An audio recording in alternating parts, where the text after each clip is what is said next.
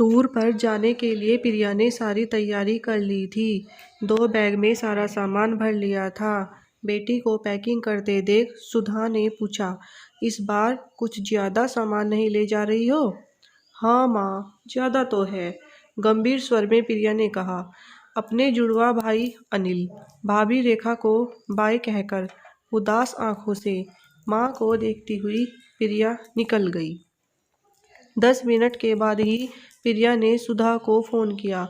माँ, एक पत्र लिखकर आपकी अलमारी में रख आई हूँ, जब समय मिले पढ़ लेना। इतना कहकर प्रिया ने फ़ोन काट दिया।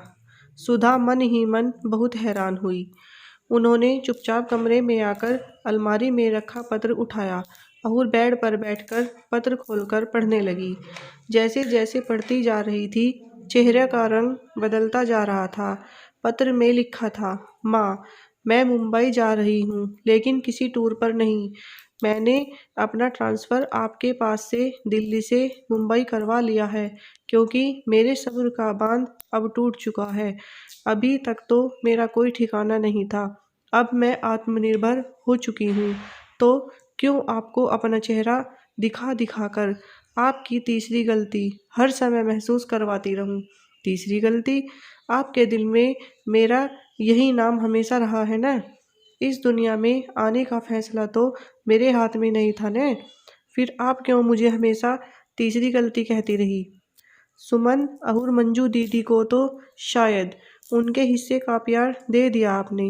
मेरी बड़ी बहनों के बाद भी आपको और पिताजी को बेटा चाहिए था, तो इसमें मेरा क्या कसूर है? मेरी क्या गलती है?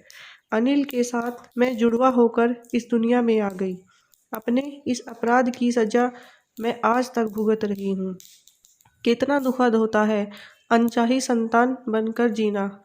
आप सोच भी नहीं सकती कि तीसरी गलती के इन 2 शब्दों ने मुझे हमेशा कितना पीड़ा पहुंचाई है। जब से होश संभाला है, इधर से उधर भटकती रही हूँ। सबके मुंह से यही सुन सुनकर बड़ी हुई हूँ कि ज़रूरत अनिल की थी, यह तीसरी गलती कहाँ से आ गई? अनिल तो बेटा है, उसे तो हाथों हाथ ही लिया जाता था। आप लोग हमेशा मुझे दुत्कारते ही रहे। मुझसे 10-12 साल बड़ी मेरी बहनों ने मेरी देखभाल न की होती तो पता नहीं मेरा क्या हाल होता। मेरी पढ़ाई लिखाई की जिम्मेदारी भी उन्होंने ही उठाई। मेरी परेशानी तब और बढ़ गई जब दोनों का विवाह हो गया था। अब आप थी, पिताजी थे और अनिल। वह तो गनीमत थी कि मेरा मन शुरू से पढ़ाई लिखाई में लगता था। शायद मेरे मन में बढ़ते अकेलेपन ने किताबों में पनाह पाई होगी। आज तक किताबें ही मेरी सबसे अच्छी दोस्त है। दुख तब और बढ़ा जब पिताजी भी नहीं रहे। मुझे याद है, मेरे स्कूल की हर छुट्टी में आप कभी मुझे मामा के यहाँ अकेली भेज देती थी, कभी मौसी के यहाँ, कभी सुमन या मंजू दीदी के घर। हर जगह अकेली, हर छुट्टी में कभी इसके घर, कभी उसके घर, जबकि मुझे तो हमेशा आपके साथ ही रहने का दिल करता था। कहीं कहीं तो मैं बिल्कुल ऐसी स्पष्ट अनचाही मेहमान होती थी जिससे घर के कामों में खूब मदद ली जाती थी।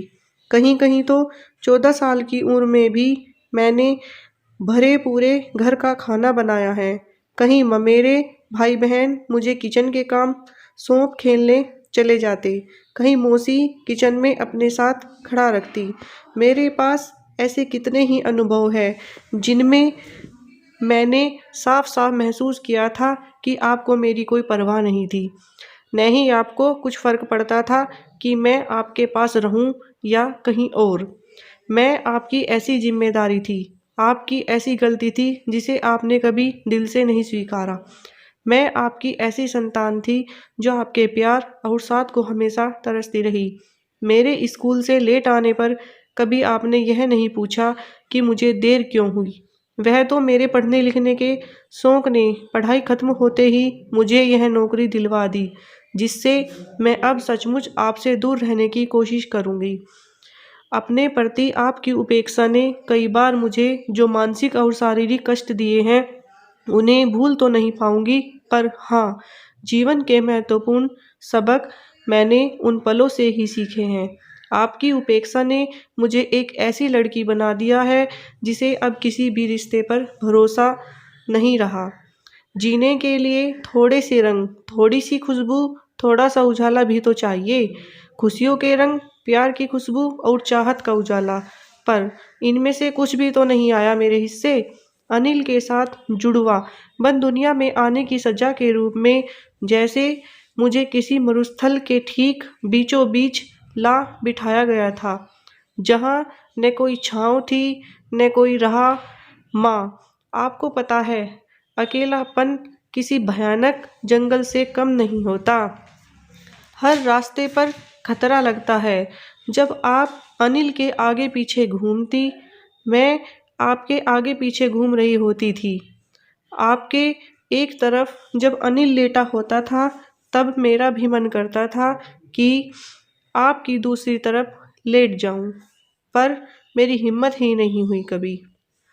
आज आपका दिल दुखाना मेरा मकसद नहीं था, पर मेरे अंदर लोगों से आपसे मिली उपेक्षा का इतना जहर भर गया है कि मैं चाह कर भी उसे निगल नहीं सकती। आखिर मैं भी इंसान हूँ। आज सब कुछ उगलना ही पड़ा मुझे। बस आज मैं आप सबसे दूर चली गई। आप अब अपने बेटे के साथ खुश रहिए। आपकी तीसरी गलती। प्रिया। सुधा को अब एहसास हुआ। आंसू तो कब से उनके गाल भिगोते जा रहे थे। यह क्या हो गया उनसे? फूल सी बेटी का दिल अनजाने में ही दुखाती चली गई। वे पत्र सीने से लगाकर फ पड़ी। अब क्या करे? जीवन तो बहती नदी की तरह है। जिस राह से वह एक बार गुजर गया, वह लौटकर फिर नहीं आता, आ ही नहीं सकता। Thank you.